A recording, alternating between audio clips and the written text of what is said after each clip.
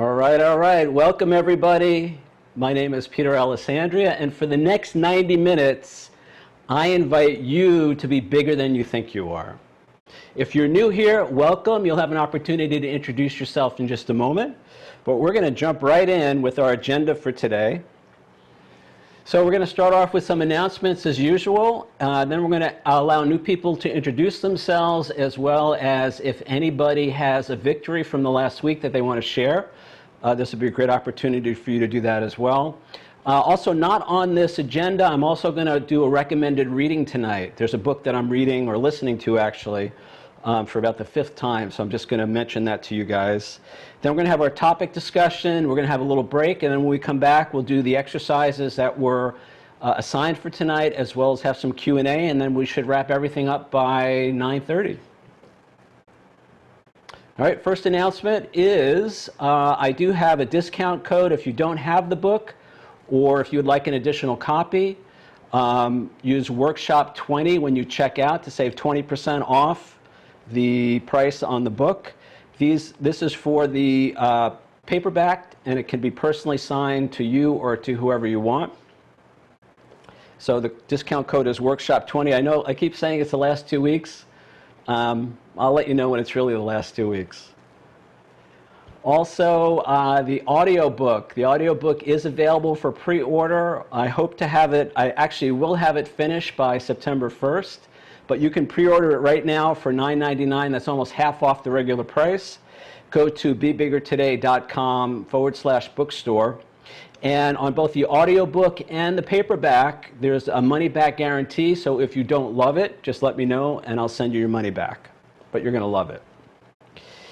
And then also want to let everybody know that I am available for one-on-one coaching.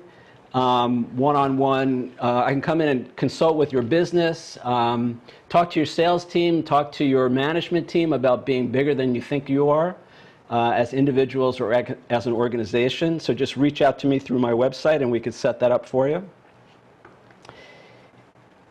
And so I'm going to start off here with the recommended reading that I have for tonight. So some of you may be familiar with Dr. Joe Dispenza. Dr. Joe has been around for quite a while now. He was in that movie, I think he was in The Secret. He was in one of those movies where they interviewed him. He's got a very interesting story, and he does workshops. He's an author, he's a speaker, and I love this book. First of all, I love the title of this book, Breaking the Habit of Being Yourself. And there's a lot of great information in this book about, as he says, our personality creates our personal reality. Dr. Joe does a lot in terms of brain science, neurobiology, and all of that stuff. But he's also really kind of a spiritual guy, and he has some great meditations that you can download from his website. This book, his next book is called You Are the Placebo, which is also a really great book. So check out his website. It's drjoedispenza.com. And I'm actually listening to this book again probably for the 6th or 7th time. So there's a lot of great information in there.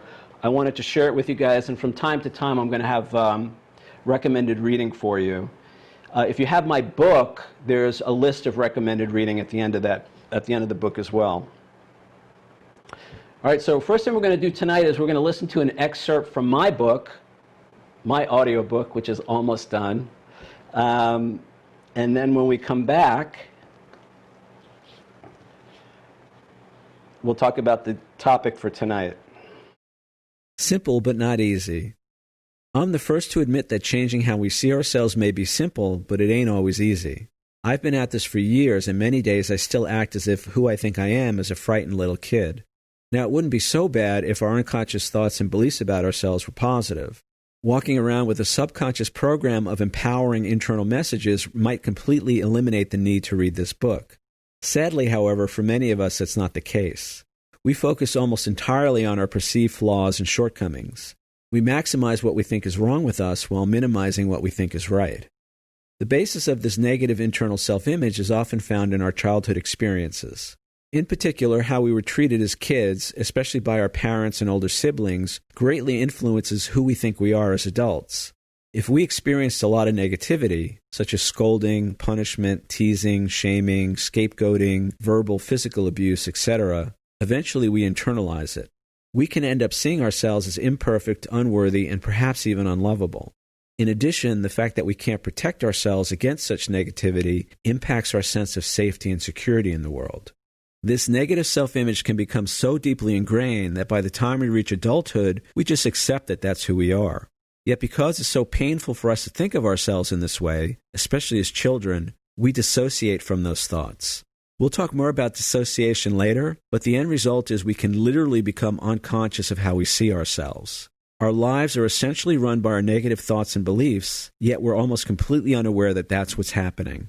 As a consequence, being afraid of life and/or beating ourselves up for our mistakes seems normal. We avoid the people and things we're afraid of, while internally addressing ourselves with cruelty rather than kindness. Such a mindset is highly destructive. It's impossible to achieve anything extraordinary when we're afraid of life and/or hating ourselves. Both steal the energy we need to move forward. An example of this is when I started working as a photographer. I was completely unaware of how my negative thoughts were affecting me. All I knew was that it was very hard for me to get anything done. Days and weeks would go by and I was still right where I started. Eventually I saw I was terrified of rejection and criticism. I lived in fear of other people thinking poorly of me and my work.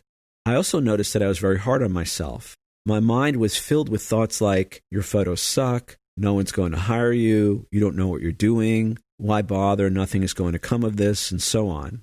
My negative thinking was draining my life energy. It was literally taking the wind out of my sails when it came to moving forward with my life. It wasn't until I identified my negative beliefs and then started to undo them that things began to change. Deal with reality, kid. Limiting thoughts can sometimes manifest as, quote, dealing with reality. For instance, someone might say, I consider myself a somewhat capable person, but I'll never be vice president of my division. Or, I just don't have the talent to solo for my choir. Or, that attractive blonde in accounting? She would never say yes to a date with me. We all pretty much define our limits based on who we think we are, and rarely do we try to reach beyond those limits. Now, it's true that just saying positive affirmations in and of themselves may not be enough to help us reach our goals. We might need additional skills, training, financial resources, etc. In my case, it took several years of learning photography before I had the knowledge and experience necessary to be able to work as a professional. If I just walked around telling myself, I'm a great photographer, but never learned how to actually do it, the whole thing would have been a joke. So sometimes, in order to change how we see ourselves, we need to do things beyond just cultivating a positive self-image. Yet I can also say that all the talent and skill in the world won't help someone who believes they're no good. I've met several photographers and/or artists who, though highly talented, can't get out of their own way when it comes to putting their work out there. Their negative self-image holds them back. So, the idea is to foster a highly positive self-image while also being realistic if there's something else we need to do to achieve our goals. I also think it's clear that the more we see ourselves in a positive light, the more we'll be able to do what it takes to get any additional resources we might need. For instance, if I need financial support or technical knowledge, I probably won't even seek those things out if my predominant thought is, why bother, nothing's going to come of this. We're making it all up. So far, I've tried to show that many of us are either unconscious of our negative thoughts and beliefs about ourselves, or if we are aware of them, we're convinced they're true. In terms of the latter, we all have our way of expressing this. I'm just not smart enough to make more money, I've always been unattractive, I'll never be able to hold a job, and so on. Then, even if we do realize it's our negative self-image that's holding us back, we don't see any way to easily change it. So we spend all our time and energy trying to change the situation. This, in turn, usually means trying to change other people. If you're married, over 30, or have kids at any age, well, you know how trying to change other people goes. All right. So I'm going to talk a little bit about some of the stuff that I covered in the excerpt from the audiobook a little later. But I almost forgot. So is there anybody who's new who wants to introduce themselves, or is there anybody who has a victory that they want to share from the last week or so? You can unmute.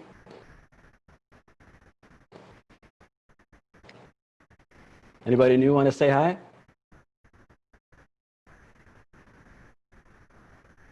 Anybody have a victory? Going once. Hi, Peter. It's Barbara. Hi, Barbara. Hi. I don't have a victory. I just wanted to say hi. All right. I'm sure It you have a seems like victory, this. but Well, I'm sure there is, but it just does seem, this week seems like the same old, same old. all right, you're here. But I'm trying. Actually, you just said something, and so it came to mind because I was thinking, okay, we do repeat things. I'm at my job, and, of course, I'm complaining. And I remembered recently that my father one time said to me, you really are a complainer. And I went, ah. So I remember that. It stuck with me more now than I ever remembered before. And okay, so I dream of changing my job. But what you just said in your audiobook was really that I need to change my perspective. It's not changing the job. And so, because I've always changed the job, and then I complain that because the job, so it is repetition. And I do understand, and I don't know, it's a lot of hard work. I do have to change. That's just a belief that it's hard work. Right. I don't need to change the job. I need to, what? What are we saying? Change Well, me? let's save that. There's a lot of good stuff there, so just hang on to that. All right. But I just want to hear that your victory this week was that you didn't complain. No, I do. I complain to myself. I don't complain to anybody else, but I'm dying to complain to somebody. I know. All right. All right. We'll talk. We'll talk. Okay. All right. Glad you're here. Cynthia, did you want to say hello? Yes. Hi, everyone. My victory this week was that I finally interviewed a mother and son for a Food Addiction Institute interview YouTube, and that'll be posted very soon. And that was pretty exciting because they were talking about food addiction and one of my favorite topics. And I can see now so much more clearly because I had a cataract surgery yesterday with no medication except in the eyeball. And I can see so well out of one eye now. Now the other eye looks like LA smog. It's really a different approach. So I'm so excited about having vision that is improved. Thank you. Excellent. Great. I was going to ask you about that. So I'm so glad it went well. That's great. Anybody else want to say hi or share a victory? I see we have some new people. You guys don't have to be shy. You could just say hi. Hi, I am Shy. Hi, Shy. I was told about this by Cindy, and I didn't know what to expect, but I'm here. So I'm open to hearing what you have to say. And I'm retired. I just retired a year ago, and I'm an artist. Although I had a life of corporate life, and now I'm working at being an artist. So that's my goal, my life's goal. Excellent. Excellent. I know a little bit about being creative. So I just want to make sure I have your name right. It's Basha? Oh, Yeah, you're muted. That's right. Great. Okay. Welcome, Basha. I'm so glad you're here. We'll have an opportunity to share and ask questions after the break, so we can come back to some of the challenges that some of us face as when we move from the corporate world into the world of creativity, art, and photography. So thank you for being here. Anybody else want to say hi real quick? Hi, it's Linda in Chicago. Can I be heard? We can hear you, Linda. Oh, Welcome. Lord have mercy. Well, okay, my victories. I got the thing plugged in. I found the microphone. We only have one problem, Linda. We can't see you. Well, next week. Progress, not perfection. Okay. All right, got it. But I did have a superb victory this week on Monday, when we had looting in the morning and 10 tornadoes at night. Oh boy. That evening, I had a 4.5 hour. It was going to be 10 minutes. 4.5 hour conciliatory conversation with a friend, an estranged friend, and we hashed out everything, and we're back at peace and harmony, and that feels really, really good. Awesome. That's great. That's chapter 7 in the book. Oh, okay. Awesome. That's great. Thank you. Thank you. Anybody else? Dr. Jenna Hobbins from Davenport, Iowa. Hi, Jenna. I survived the Midwest hurricane, and I am calling in on the phone today because I don't have power, and I will join on video next week when I'm hopefully fully up and running. So I got my refrigerator freezer hooked into a drop line from the neighbors, and I feel that's a great success. Well, that is a success. I'm sorry that you're having those challenges, though. We had some power problems here in New Jersey too, so I know a little bit about it. Luckily, I didn't get hit, but I can only imagine. So, thank you for making the effort to be here tonight. Thank you. Looking forward to the book. Post office has been closed for 3 days. Oh, okay. It should be there. No power. All right, great. Oh, yes. Thank you. Thank you very much. Thanks, Jenna. Anybody else?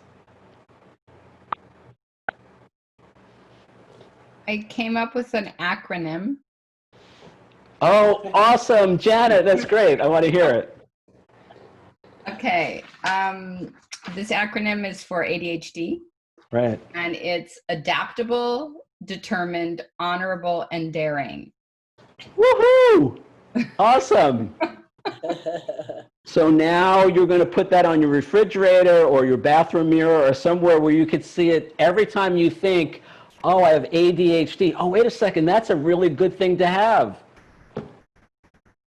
Yep. Excellent. So. Good. I love it. That's great. Thank you for that.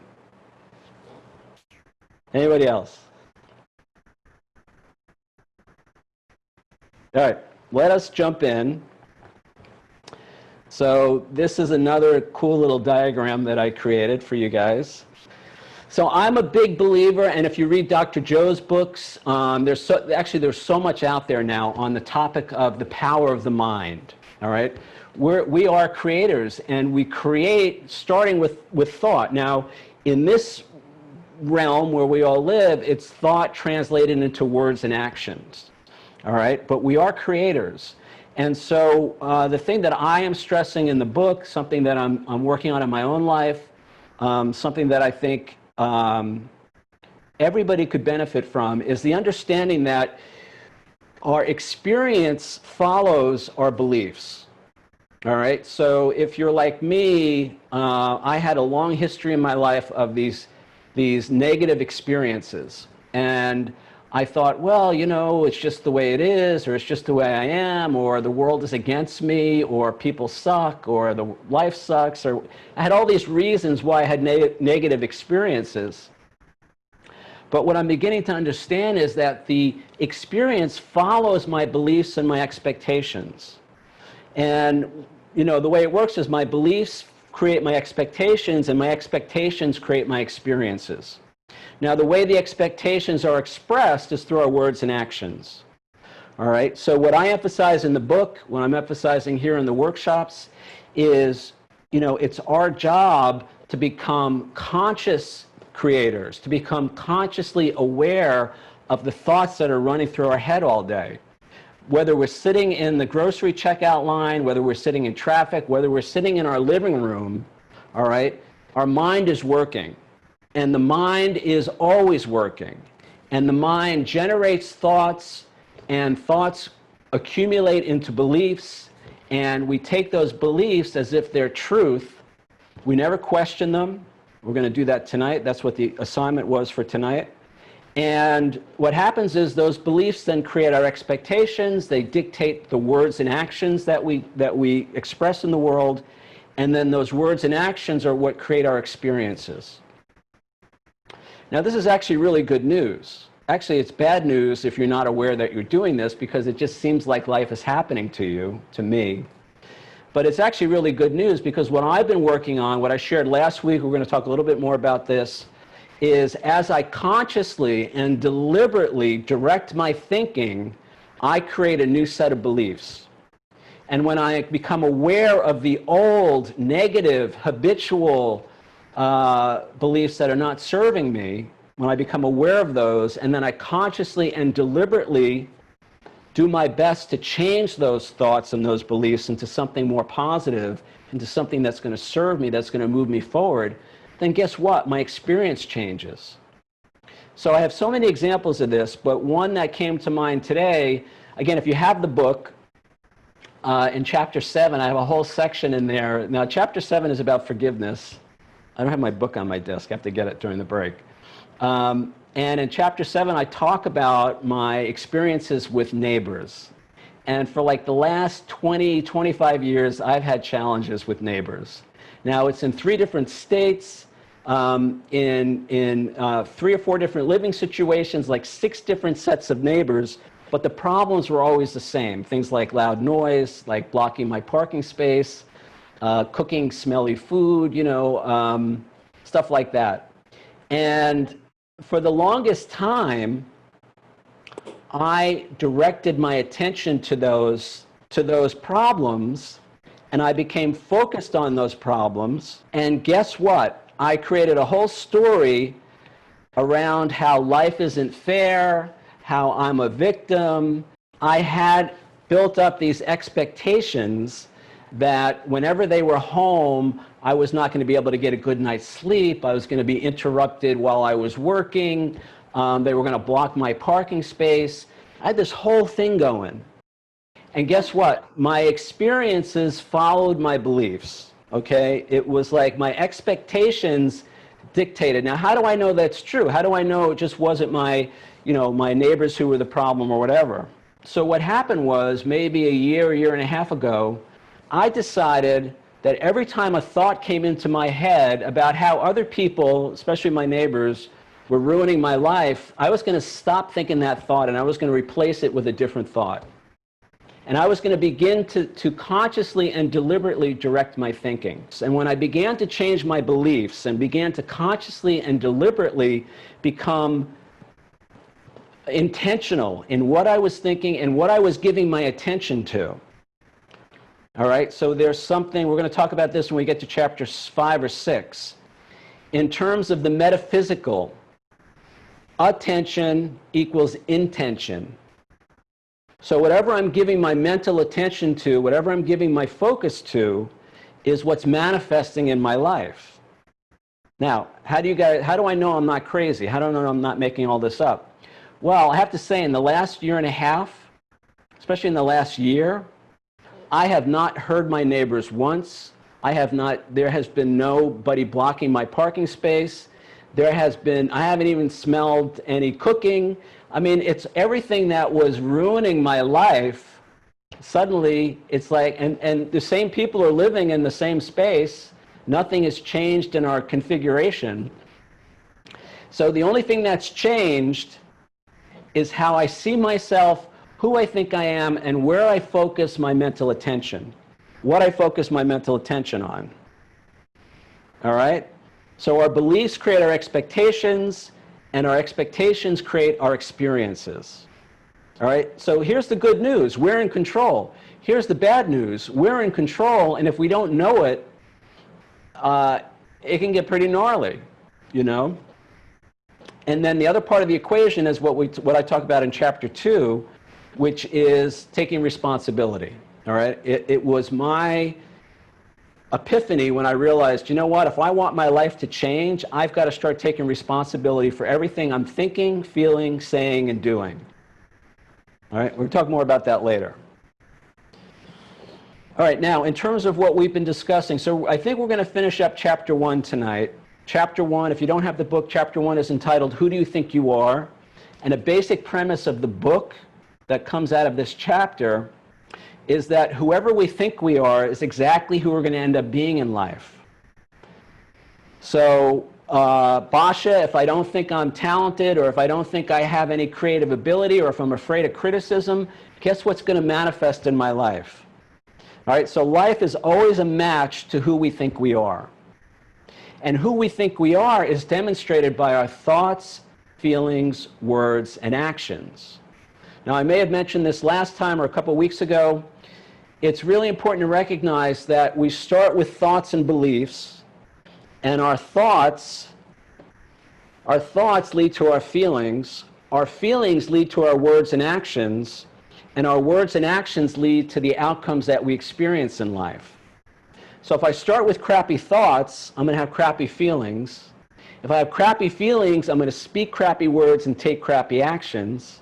And if I speak crappy words and take crappy actions, welcome to my life. All right? Now, of course, the opposite is also true. If I start with positive thoughts, positive beliefs, I'm going to have positive feelings, positive words and actions, positive outcomes. But I have to be, number one, conscious. I have to be aware of what I'm thinking, feeling, saying, and doing in any given moment. And then I have to be willing to take responsibility for that. Because a big thing is, well, sure, I feel bad right now, but it's not my fault. It's your fault. And you could be my neighbors. It could be anybody, the government, the U.S. Postal Service, the weather, my clients, whatever, my family. So we're going to talk more about that next week when we start Chapter 2, when we start talking about taking responsibility. All right, so again, the whole thing is to begin to understand that life is always a match to who we think we are, and then who we think we are is demonstrated by our thoughts, feelings, words, and actions. Now, last week we talked about some tools that we could use to begin to change how we see ourselves, to begin to change who we think we are. And if you weren't here last week, there's a video from the workshop is online right now on the website. You can go look at it. I went through 5 different tools that I've used to change how I see myself. And those tools are affirmations, vision statements, guided visualizations, vision board, and mind movies. All right, so again, all that stuff is from last week. You can go look at that video.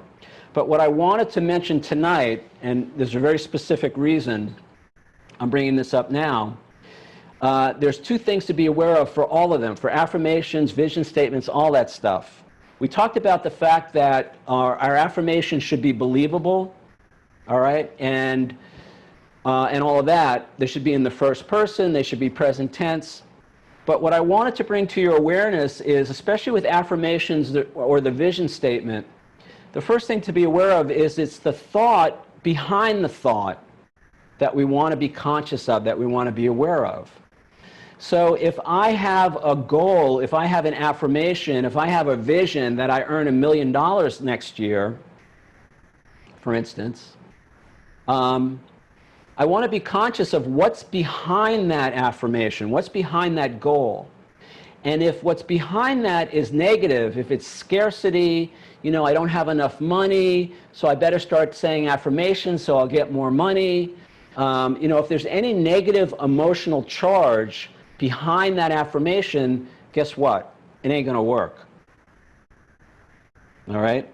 So we want to be conscious of that. We want to be aware of that. So you may say, well, then what's the point? Why would I have an affirmation that I earn more money if I have enough money? And that's the trick right there, is to begin to believe that I have enough money, that I have enough health, that I have the relationships that I want. It's to begin to affirm as if it's already happened, as if it's already part of my life, as if it's something that I'm enjoying in the present moment. When I bring that energy to it, it becomes, the goal, the affirmation, the prayer, if you will. It becomes a prayer of gratitude. It becomes an affirmation of gratitude. It becomes an affirmation that confirms that my life is moving in the direction I want it to go. Instead of affirming the negative, remember we said last week, people say, well, these affirmations, they're just made up, there's no reality or anything like that. And I said, that's true, but guess what? All the negative stuff that I'm thinking all day long, there's not much reality to that either. Now, I've created a reality around that, but that doesn't mean that that's the truth about me. All right, that doesn't mean that that's just the way it is. All right? So what we want to do is be conscious of this idea, of the thought behind the thought. All right, so whatever it is we're affirming, just see if you can tweak it even just a little bit.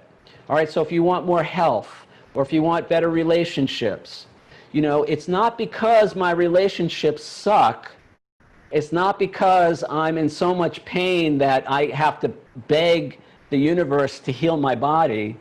It's to begin to shift how I see myself and to begin to see myself in a more positive light, in more positive circumstances, and begin to affirm that. Now, again, if you get Dr. Joe Dispenza's book, Breaking the Habit of Being Yourself, he talks all about this in there. If you're familiar with Law of Attraction, Abraham Hicks, they talk all about this, all right? So I'm not making this stuff up. And I've seen it in my own life. When I shift the place I'm coming from, when I form my vision statements, when I form my affirmations, there's a whole different energy about it. And stuff comes. Now, here's the other thing. It comes, but usually not in a way that I expect. So that's when we come to point number 2 on this slide, which is focus on the what and the why and forget about the how. All right? The fastest way how to talk yourself out of having a better life, a bigger life, a better job, better relationships, more money, whatever it is that you think you want to manifest, the minute you get to, well, how is this going to happen, you're going to talk yourself out of it. Because it's very simple. If we knew how it was going to happen, it would have happened already.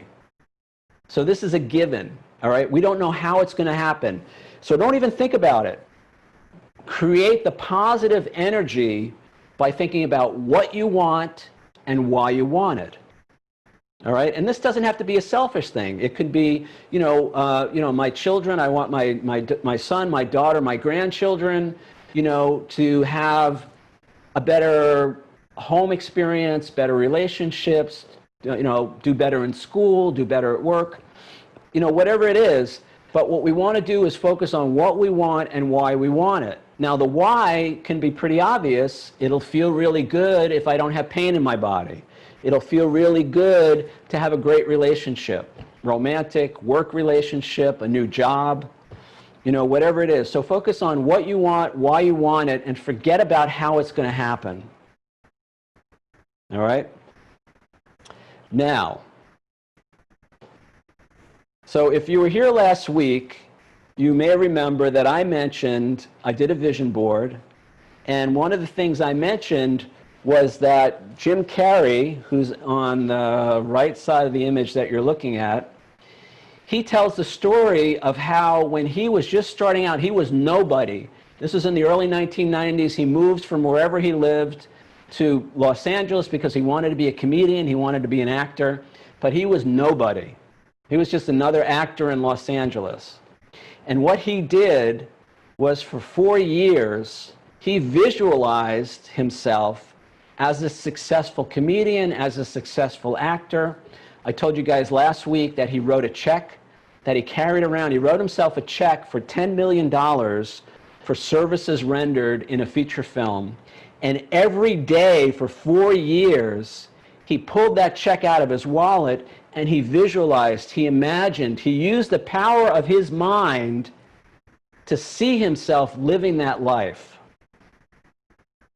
And here's what happened.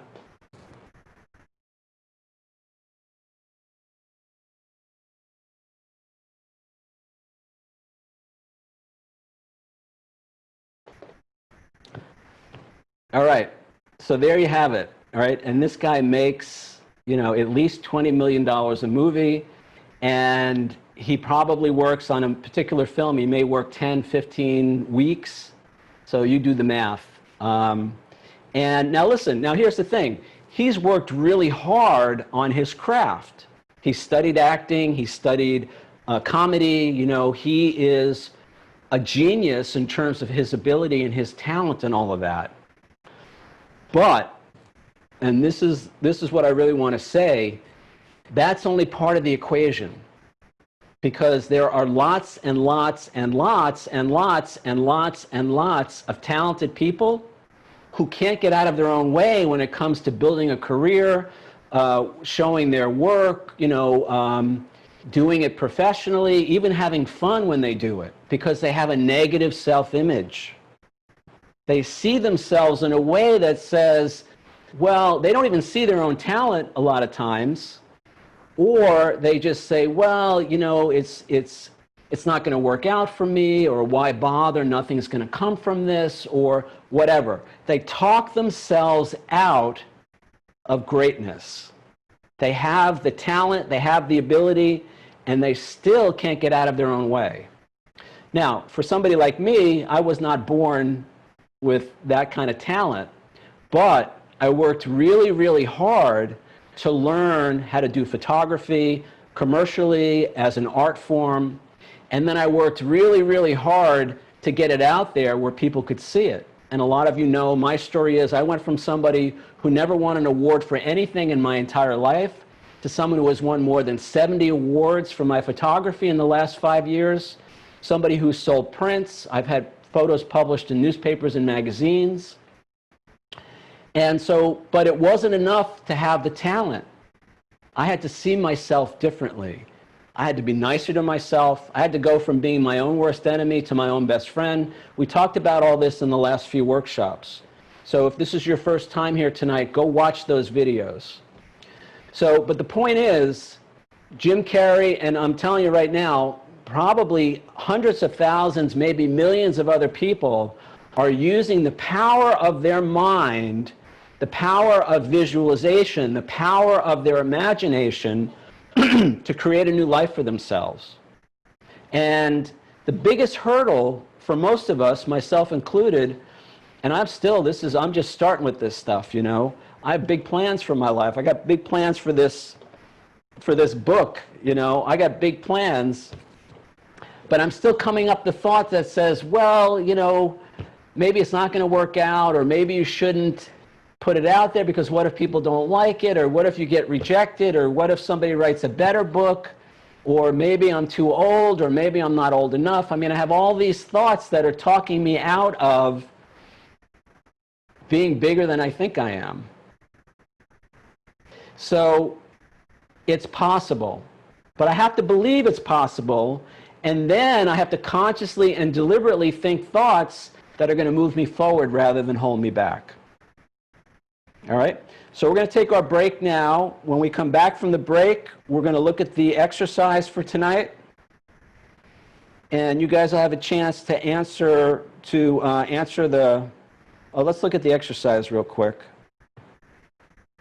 in case you didn't get it.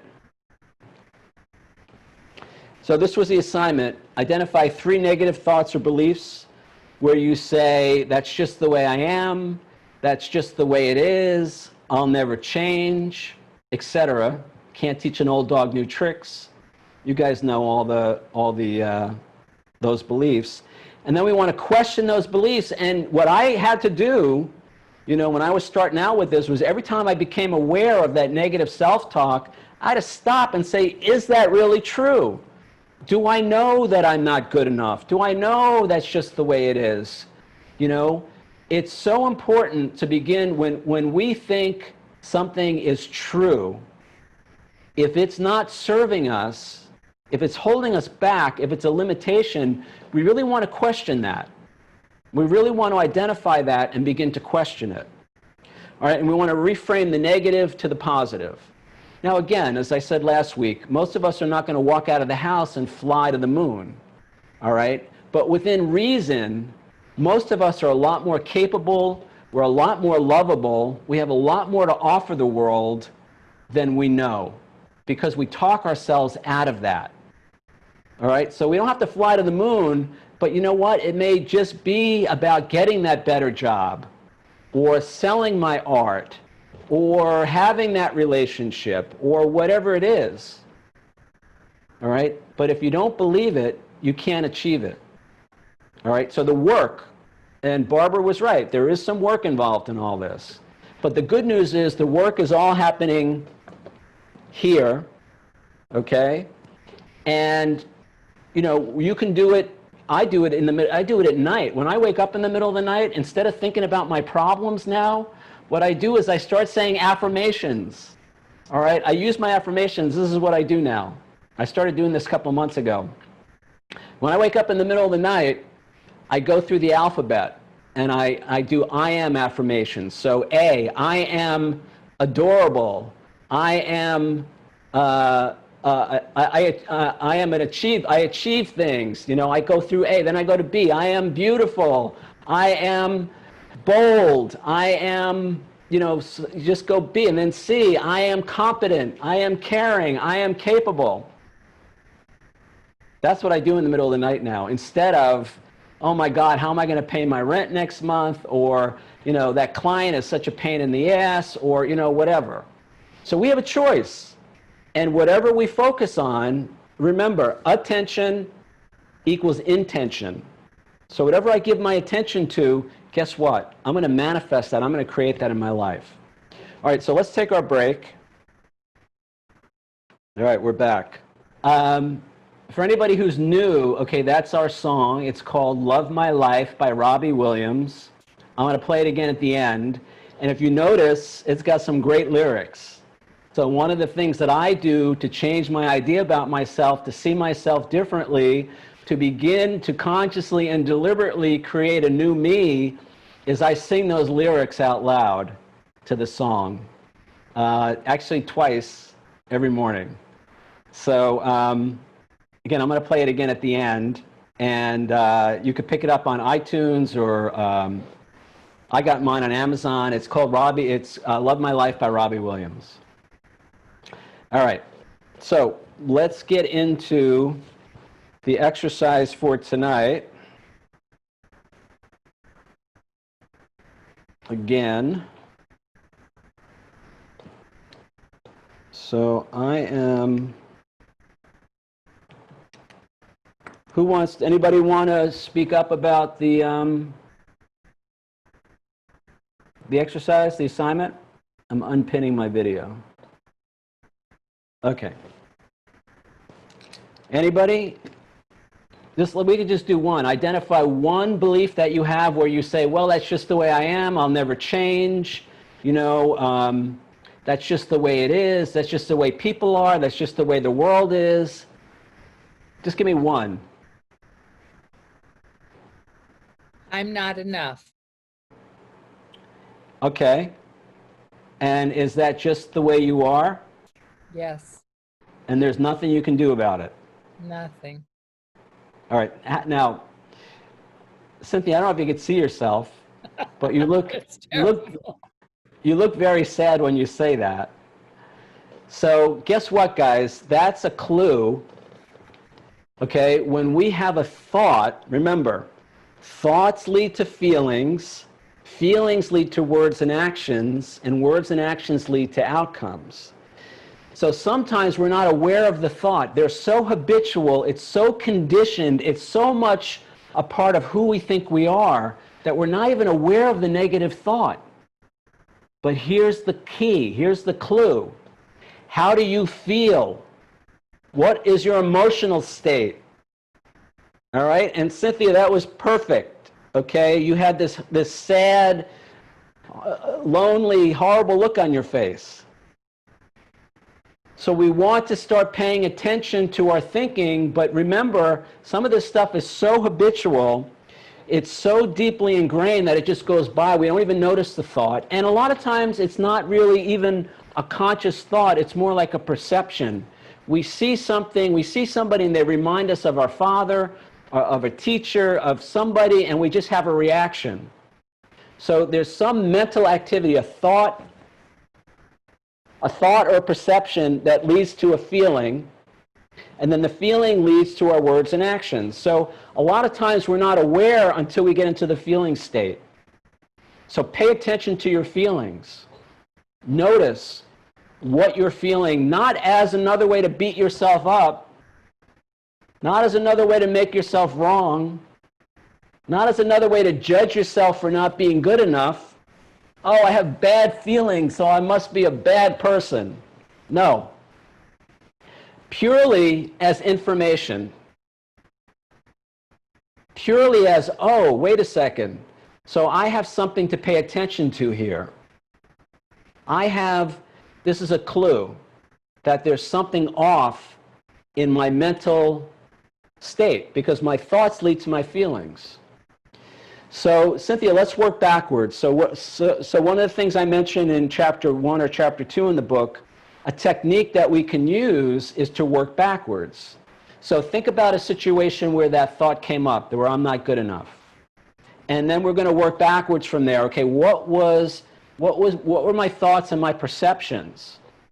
How must I have seen myself in that situation to have those feelings? And an example that I give in the book is, hypothetical is, let's say you come back from a business trip and your boss comes into your office unexpected, and he starts questioning you on the expenses from the business trip, the expense report that you filed. And all of a sudden you freeze up and you have all this anxiety, and there's, you can't answer his questions, you're stuttering, you're stammering, you're shaking, you're sweating, whatever. And then he gets all frustrated and he storms out of the office, and as he's going down the hallway, he turns over his shoulder and he says, next time I'm going to send somebody else to Las Vegas. So what we want to do is now, okay, so now the event has happened, it's past tense. So what we want to do is we want to work backwards. So how must I have seen myself in that situation to have that kind of reaction? All right? And in that situation, it could be, my boss is more powerful than me. He controls my destiny. He can fire me, and then what am I going to do? I'm not going to have any way to support myself or my family. I have this self-image. I have these thoughts about myself which say, this could be a problem. If he's not happy with me and my work, I could really be in trouble. So it's that negative thought and belief, that negative self-image that gives rise to the feelings of fear and anxiety. And then the words and actions follow. We can't even speak. We're stuttering. We can't answer the questions. And it all starts with how I see myself in that situation. So there's a second part to it, but I want to come back to you, Cynthia. I want to give you a chance to just give us a situation where I'm not good enough, I don't have what it takes, whatever that thought is, and let's kind of work backwards from there. Give an example, a recent example. A recent example is I had the opportunity to ask a couple of people to be interviewed by me for foodaddictioninstitute.org. And I totally forgot about it. I mean, just put it out of my mind, because these two people are famous. I mean, if you do Twitter and read those things and about health, they are on there all the time, and I see their names all the time. And I want to invite them to be interviewed, and I think they might even say yes. But I think, I'm not good enough, because I don't have the tech skills to do the things that need to be done to get it on YouTube. I can do the interview, but I can't do the other part. So I cut myself off from doing any of it. Great.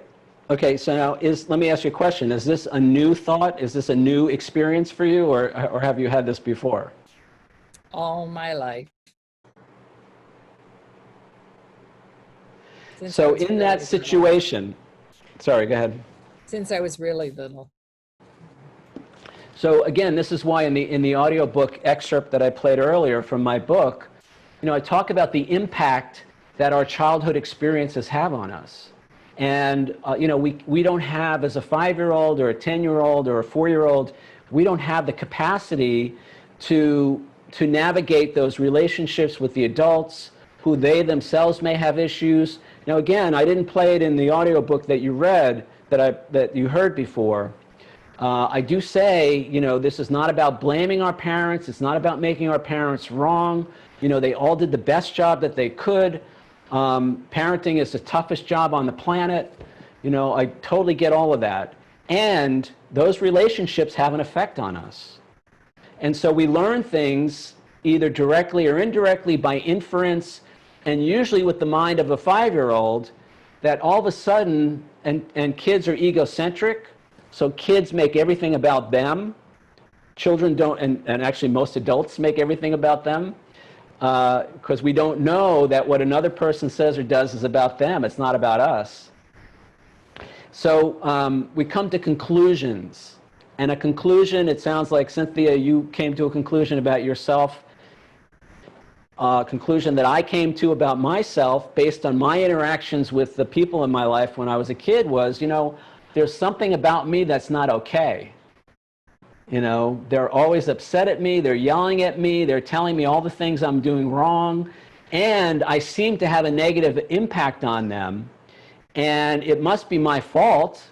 They're telling me it's my fault, and I internalize that, and I create a self-image based on those interactions and those beliefs, and I begin to live my life based on the conclusion, with a self-image based on the conclusions of a 6-year-old or a 10-year-old or a 4-year-old or whatever it is. So Cynthia, you have an opportunity to begin to consciously and deliberately undo that belief. Because you know what, I'm going to tell you right now, I only know you for a few months, but I got news for you. You are good enough. You're more than good enough. You have no idea. Maybe you do. My belief is you have no idea how much you have to contribute to that particular topic, to that particular field of study and all of that, as well as I'm sure in other areas of your life. But we have to begin to, it's not enough for me to say it, it's not enough for somebody else to say it. We have to begin to see ourselves that way. So my suggestion is use some of the tools that we talked about last week. If you're not using affirmations, you can try those. A vision statement. I read my vision statement to you guys last week. And here's the thing, it's repetition. Because you know what? I've been repeating to myself, I'm over years old, and for the last years, I've been repeating to myself over and over and over again about how I'm not good enough, how I don't have what it takes, how nobody's going to like me, I always screw it up, they're going to be disappointed. This is a huge one for me. I'm so afraid I'm going to disappoint people. And I have to begin to undo that. To undo that doo-doo. All right? I don't care how you do it. If you want to do affirmations, if you want to do vision statements, if you want to go stand on your head out in the street, I don't care. But we have to begin to undo that. Those are the thoughts and beliefs that are going to keep us stuck, that are going to keep us living a life that, and then we become resentful. Why is my life so hard? Why are people such assholes? Why does nothing ever work out for me? Because my thought is that I'm not good enough, I don't have what it takes, stuff is not going to work out for me. Remember, I spent all afternoon on these slides. Let's go look at them again. Our beliefs create our expectations, and our expectations create our experiences. It's the power of the mind. Change your thoughts about yourself and your life will follow. It's not even change your thinking, change your life, because I can change my thoughts about my neighbors, I can change my thoughts about the government, I can change my thoughts about what's happening in the world at large. But if I still see myself as powerless, as unlovable, as threatened, as vulnerable, then you know what? Nothing's going to change. But when I begin to change who I think I am, when I begin to change how I see myself, when I begin to have new thoughts and new beliefs about who I am, what I'm capable of, and all that, then everything changes. I say in chapter 4, I talk about fear in chapter 4, and I say, when I began to see myself differently, when I began to see myself as being able to take care of myself, and when I began to see myself as not threatened, as not vulnerable, as not a victim, in a lot of the situations where I used to see myself that way, all of a sudden the world was a safer place. And there were less victimizers in the world, and there were less people coming after me and giving me a hard time, and there were less problem clients, and there were less, because I changed how I saw myself, because I changed who I thought I was, and that changed my beliefs, which changed my expectations, which changed my experiences. Life is always a match to who we think we are. And that's good news, believe it or not, because I can change who I think I am. I can change how I see myself. I can't change the external situations. I can't change other people. I can't change the government. I can't change what's going on in society. I can't change those people, but I can change me, and I can change how I see myself. All right, so Cynthia, let's just real quick, let's just get an affirmation. Let's get just something to get going to undo that do that you do, that most of us do, in one way or another at one time or another. So just what comes to mind? I am enough. I am enough to do what I choose to do and to be and have what I choose to be and have. I am enough. Now here's where, that's great. So that's going to be something, so now we got to bring that into your routine. When you wake up in the middle of the night, go to that instead of whatever else you go to. When you're getting ready for work in the morning or whatever, spend a little time. Maybe you have a meditation practice already. I read my affirmations. I read my vision statement before I do my meditation. But we have to start, it's reprogramming. We're reprogramming the mind. All right? Now, let's say this is true for me. I don't know if this is true for you. I'm good enough is only the first part of the sentence. All right? The second part of the sentence is, I'm good enough to be loved. I'm worthy of being loved. I'm worth being loved. All right? So that's for me, that's such a huge part of the equation for me, is to accept that I am good enough to be loved, just the way I am. That I am good enough, that I am worth being loved. See, I talk about in chapter 4, my two core beliefs, my two problems are, I perceive myself as powerless, meaning I'm helpless, I can't take care of myself, I'm not going to be okay, bad shit's going to happen and there's nothing I can do about it. So I perceive myself as powerless, and I perceive myself as unlovable. Those two perceptions create all the problems in my life, create all the relationship problems, all my compulsive addictive behaviors, my problems with money, my problems with relationships. It all comes back to that. Now, there's a reason, but we don't have time to get into that. But my suggestion, if that resonates with you, Cynthia, is just, I'm good enough to be loved. I'm worth being loved just the way I am. And the other thing that was very helpful for me, again, I mentioned this in I think this is chapter 7 in the book, was I began to do some inner child work. So I got a photograph of myself when I was in kindergarten. It was actually a school. I'll see if I can find it. It's a really cute picture. I look adorable. And I used to take that, it was a little 5x7 in a frame, and I used to put that picture right in front of me during my meditation. And I would start to dialogue with that kid, that little kid. And I would tell him, you're good enough to be loved.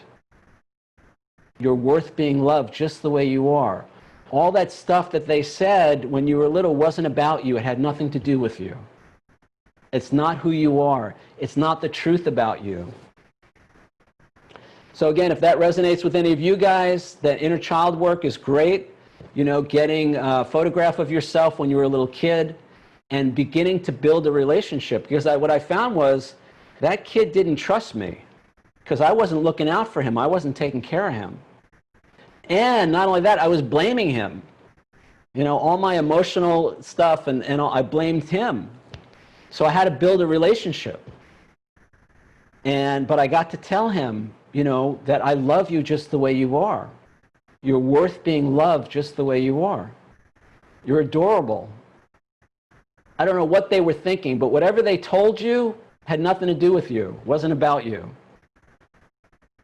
So Cynthia, whatever they told you wasn't about you. It's not the truth about you. I'm worth being loved. There, I said it. Anything else, Cynthia? Are you good? Yeah, I you am good? worth being loved. Awesome. Thank you. You're welcome. Who else? We got more time. Somebody else. John, are you here? Yeah, John, you're here. You want to say anything? Haven't seen you in a couple of weeks. Yeah, sorry about that. I've been working, No worries. and I came late to the show tonight. But I just wanted to also encourage Cynthia that you can do it. Be afraid. Tell us for you, just give me one of those beliefs that says that's just the way I am, that's just the way it is. You know, give me one of those. You know, sometimes I look at things and I say, it's just the way it is. And I know it can be changed, but sometimes going down the road of change makes it's a struggle because people around you don't want it to change. So then you fall into that thing of being, it's the way it is. And you know, in your mind, it would be a lot better if they would just, you know, kind of fall in line and kind of like go for a change. But it's hard to convince everybody, so you just got to start with convincing yourself. So, all right, that's so. I mean, I mentioned this earlier. You know, it's like I can't change other people. Right. Believe me, I spent a lifetime trying to change other people. So I could talk all night about that. But here's the thing: when I change myself, the best example of this is my mother. You know, I had a very contentious relationship, very hate relationship with my mother for most of my life. And it wasn't until I changed me, when I began to change how I saw myself, when I began to take responsibility for my thoughts, feelings, words, and actions, for my experiences, for my life, stop blaming her, she changed. And we have a beautiful relationship now. You know, I love her, and she's great, Right. you know, and she hasn't done anything, nothing, you know, as far as I know. I mean, she read my book. She was one of the first people who read the book, and she actually apologized. The first thing she did was apologize, and then she said, you know, she really loved it, and she's a psychologist. But my point is this: when I changed, the relationship changed. But for most of my life, up until that point, I was trying to change her in other ways without changing myself. So the only person I have control over, the only person I have power over, this is chapter 3. I talk about true power. See, most of us think power is getting other people to do what we want them to do. That's not power. That's coercion, that's manipulation, that's, coercion, manipulation, it's force. It's not power, it's not true power. What I say in chapter 3 in the book is, true power is having power over ourselves. Yeah. That's true power, when I can consciously and deliberately choose my thoughts, feelings, words, and actions in any situation and with any people. When I'm still in control of that, that's true power. And when I change, the world changes. I mean, my world is so different now. The people, my relationships, and the only one that's changed is me. So, John, let's just get us, if you got, is there anything specific that comes to mind where it's, you know, that's just the way it is, that's just the way I am? Because I want to give you something to work on between now and next week. Well, you know, I kind of like go down that road, Pete, with the same thing. Like, I realize that sometimes, well, most of the times, you can't change people. You got to change yourself. And I just get a view on things, like, even though I might say, oh, that's the way it is, but I kind of go on my way knowing that I'm going to do it this way and make it better. You guys can stay or whatever and struggle with it. And I just don't let the stuff get to me. I just, move on. What's something about yourself, though, that you say, this is just the way I am, that you'd like to change? Now, again, there may be stuff where it's working for us. Yeah. All right. It's not all, this is not all, we don't have to pathologize life. I mean, there may be areas where, I'm showing up to work every day, I'm earning a good living, I'm being of service to other people. There's a lot of stuff that's positive. But what I want to identify is where we're holding ourselves back. Remember, the subtitle of my book is Overcoming Our Self-Imposed Limits so we can have the life we want. So what's something that's holding you back, which is a thought that's just the way I am, I'll never change, you can't teach an old dog new tricks? Procrastination on certain things. Like, I know I got to do it, and I just keep putting it off and off, or I know it's only like something really simple, and I just kind of blow it off, or I know if I just went and did it, it'd be done. So I kind of drag my heels on that. So you heard me say this at the meeting, at the workshop we did in Summit at the Visual Arts Center back in February. Right. And I said it a few weeks ago on the workshop here. Procrastination is a 5-syllable word for fear. Yeah. That's all it is. There's only 2 reasons I don't do something if I have to do something. Right. Number one is I'm just not interested. It's not something I want to do, or, whatever. But the second thing is, if it's really something I need to do, if I'm not doing it, it's because I'm afraid. There's some, this was a big thing for me for years with my taxes. I waited till the last minute to do my taxes.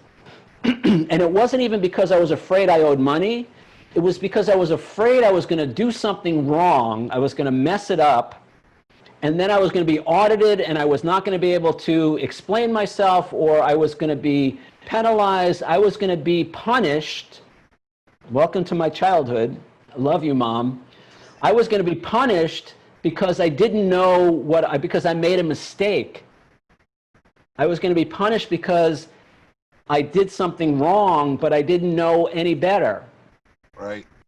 So that became a reason for me to not do my taxes until the last minute. So what are you procrastinating on, and what are you afraid of? I ran some new electrical wires, and I got to still put the outlets on them. and it stares me in the face every day, and I just like, I get around to it. That's funny. But, tomorrow I'm off, and I think I'm going to tackle that first thing in the morning. Great. Yep. Now again, I'm thinking out loud here, so you tell me if this fits or not. Sometimes, if my idea is I'm not good enough, or if my idea is I'm a screw up, or if my idea is I always do things the wrong way, or whatever, then that may become a self-fulfilling prophecy. And one of the ways it becomes a self-fulfilling prophecy is I don't finish things. Right. It becomes proof that I'm a screw-up because, look, I didn't finish that. So I don't know if that's true for you, but it's something to think about. Sometimes, again, life is always a match for who we think we are, for how we see ourselves. All right, so if that thought is, I'm a screw-up, then guess what? It's going to become a self-fulfilling prophecy. All right, so you're going to come next week, and you're going to let us know how it went on the electrical outlets. Absolutely. Awesome. It'll be done tomorrow morning. All right, let's see if there's anybody else that wants to just chime in on this. Again, we're looking at this question of, that's just the way I am, that's just the way it is. And it's a thought pattern that's not serving us. Who else? Peter, I have a picture on my refrigerator of me when I was about 4 years old dancing with my father. And, it's been sitting there now for a year since he's gone. And now that you mentioned that picture, I'm going to talk to that picture every day. And I will let you know next week what changes from that. Yes, I love it. Okay, because I love that picture. I look at it every day. It's on my refrigerator. But I never talked to it before. So now I will talk to it. And I will start out at 4 years old and tell that person how wonderful she is. Barb, what did they call you when you were a kid? Was it Barbara or Barb, or did you have a nickname? I think it was always Barbara. All right, so calls me Barbara. So that's how you're going to talk to her. Oh, Barbara. And you're going. It's little Barbara. It's your inner child, because you know what? She's still inside of you. Right. People she's go adorable. And she's adorable. Yeah. But when was the last time you looked at yourself in the mirror and said, "I'm adorable"? I know. I think a long time. So this is the first step. So we start with that picture, that photograph, yes. and it's there. Yeah. And you will be building a relationship. You got to get to know that kid, because we don't really know that kid. At least I didn't. And you can start with, I started with stuff you ask a little kid. What's your favorite color? How do you like school? Just to begin to build a rapport. Right. Changed my life when I did that, guys. I mean, it sounds crazy, and all that, but it was really about reestablishing a relationship with myself.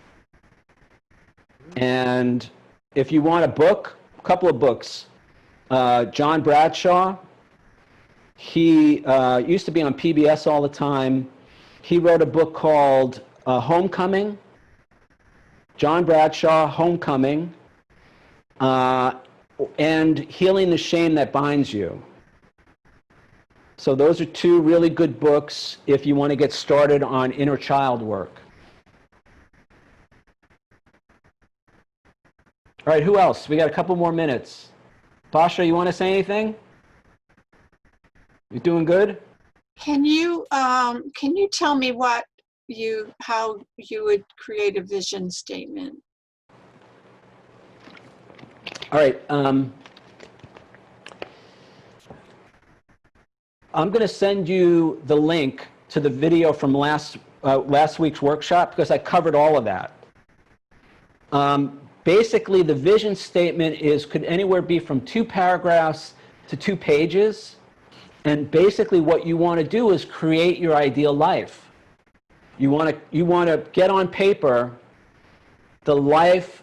And it's more important to me, it's the person that you want to be.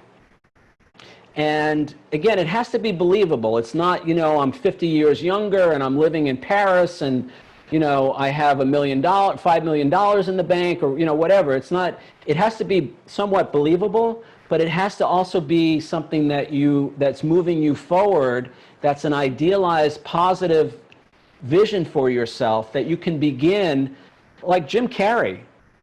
He had a vision for his life. He wanted to be a successful actor, a successful comedian. He wanted to be loved by millions of people. He wanted to make a shitload of money, and he saw himself doing that. He visualized it. He created it in his mind. So you can start with 2 paragraphs, but, and you can limit it to, you can have it for whatever aspect of your life you want. It could be for family relationships, for personal relationships. It could be for your art as an artist. What would it look like? And it can change over time. But what would it look like for you to be a successful artist? And it could be, okay, so I show my work in online shows and exhibitions. I'm interviewed by this publication or this podcast. I sell $10,000 worth of art next year. Whatever it is, reproductions, just begin to create your idealized vision for yourself as an artist, if that's what you're thinking about. And then you got to read it. So like I said, I read my vision statement every day, every morning, and I read it out loud. You can read it in front of a mirror if you want. But I will send you, or if you want, just go to my website, bebiggertoday.com, go to the classes and events tab, and right at the top, there's a link to the videos from prior workshops. So if you go there, you'll see the video from last week where I went through and I actually read my vision statement. And if you get a copy of the book, it's in the back. I put it in the appendix of the book for people. So that'll give you an idea, a better idea of what we're talking about. We're almost out of time, so I don't have time to say more than that. But is that helpful? Does that get you started? Yeah, I'll go to your website and see what, and Yeah, watch that video. There's a sure. lot of good stuff in there about that. Anybody else before we wrap it up? Janet, I didn't hear from you. Michelle, I didn't hear from you. Anybody just want to say hi? Peter, I think like somebody else had said, I think my biggest holdback is fear of failing. Like with my photography, I talked to my counselor and she's like, we got to get you, going and creating your Facebook page. And I'm like, yeah. And it's procrastination too. I did also pass my home health aid test. Woohoo! Awesome. Thanks. That's a victory. Oh yeah, a lot of hard work. From like 7:30 in the morning to like 12 o'clock at night reading, being on the computer for the class from 9 in the morning till 2, and then Michelle, you passed it. That's all that matters.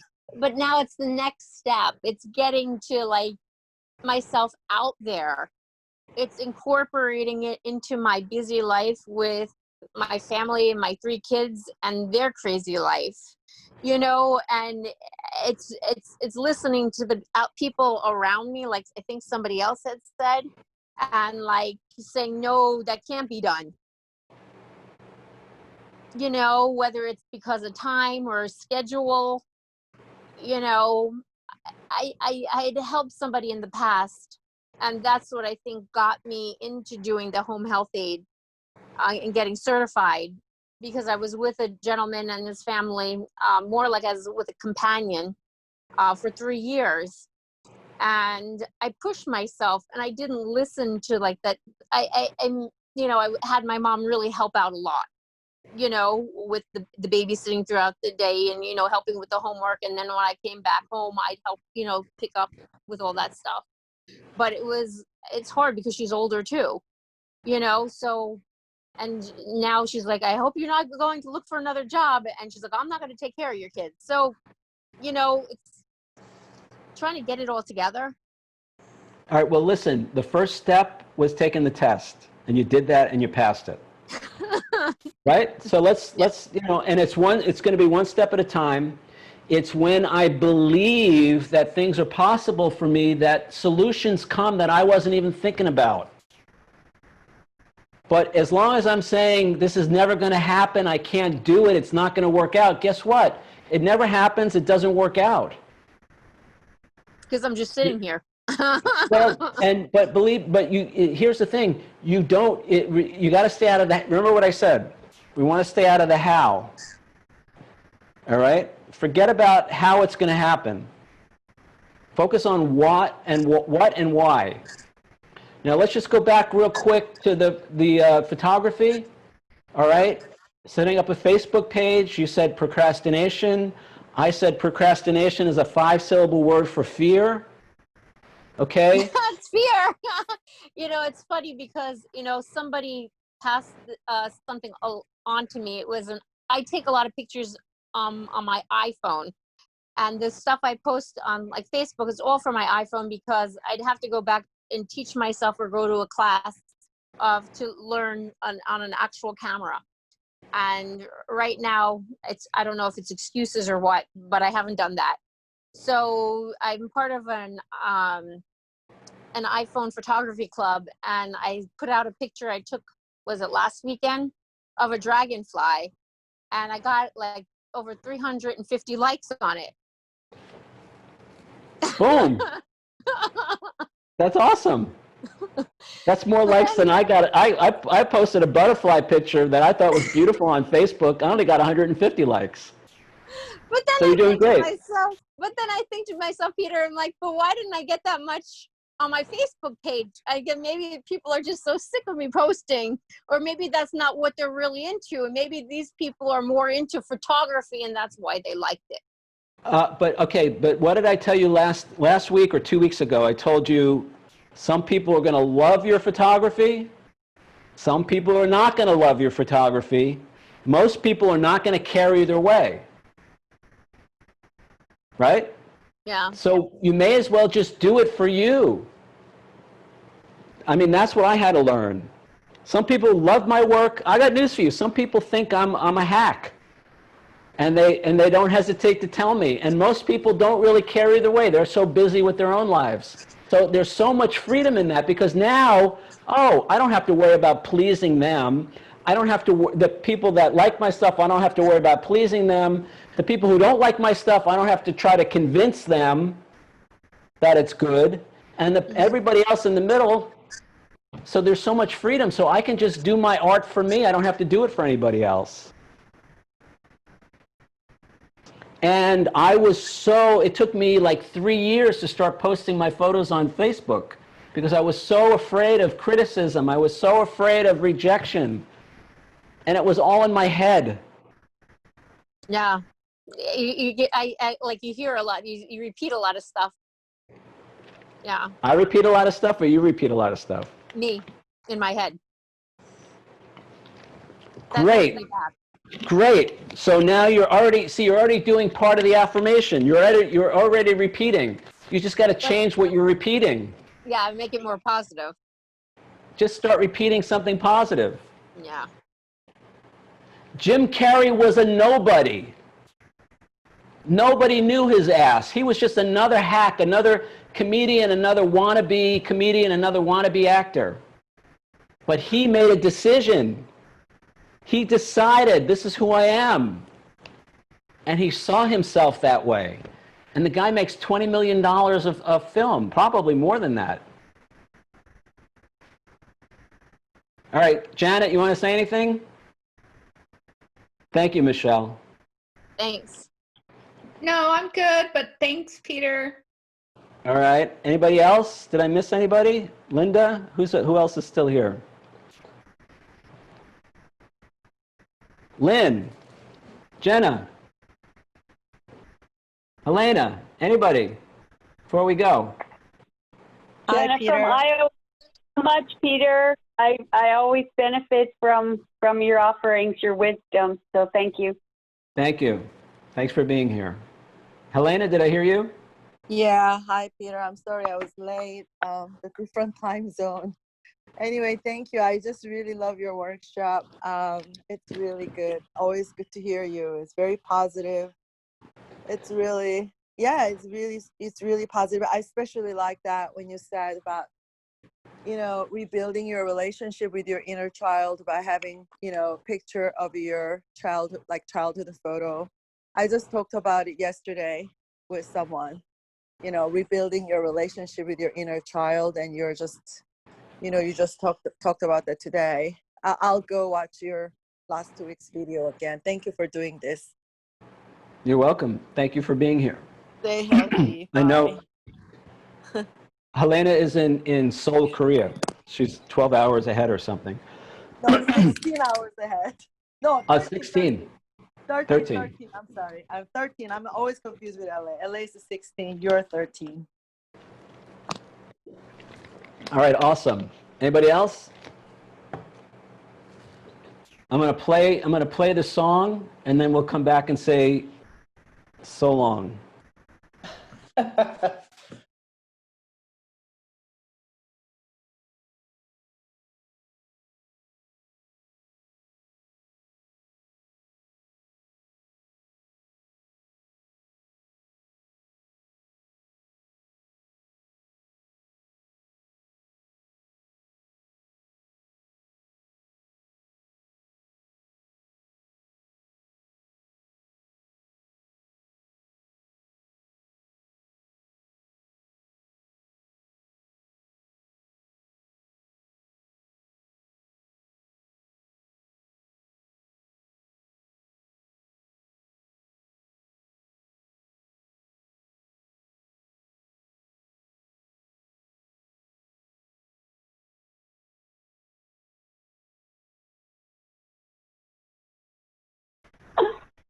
I love it.